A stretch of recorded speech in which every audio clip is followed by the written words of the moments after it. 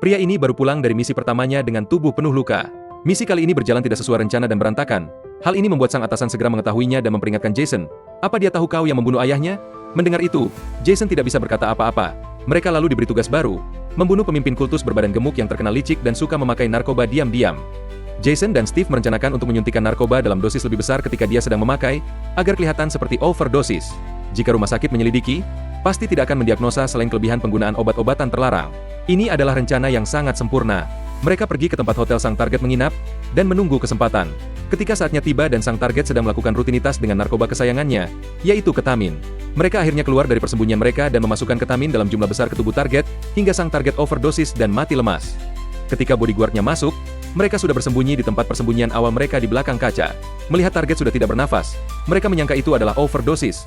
Rencana hampir berhasil. Namun tiba-tiba, Steve tidak sengaja menendang kunci yang dipakai untuk membuka mur, mengakibatkan mur itu menggelinding jatuh hingga keluar dari lubang ventilasi dekat mereka bersembunyi. Hal ini tidak luput dari perhatian sang bodyguard, yang langsung menyuruh rekannya menyelidiki. Sang rekan menghampiri kaca tempat mereka sembunyi dan menemukan hal yang janggal. Di balik kaca Steve sudah bersiap dengan pistolnya.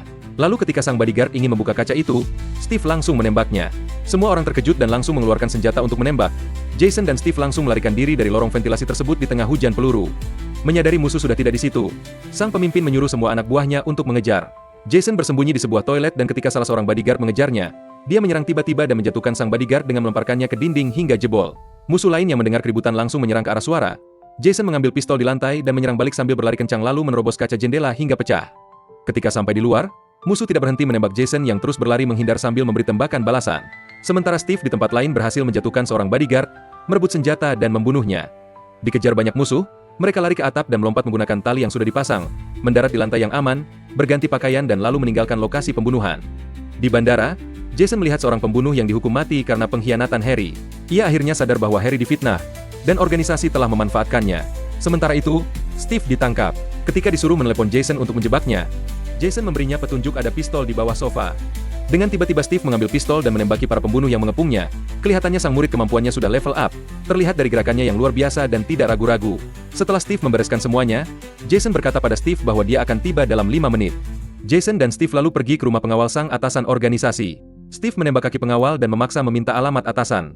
Saat sang pengawal diam, Jason mengancam akan memasukkan tangan anak perempuannya ke dalam mesin penghancur sampah. Dia berkata bahwa tangan ini akan masuk sedalam apa itu tergantung kerjasama sang pengawal. Apakah hanya sampai jari, atau sampai pergelangan? Sang pengawal tetap tidak berkata apa-apa. Sang istri pengawal memohon agar suaminya memberitahu apa yang mereka mau. Namun suaminya tetap diam. Akhirnya dengan kejam Jason memasukkan tangan anaknya ke dalam mesin penghancur.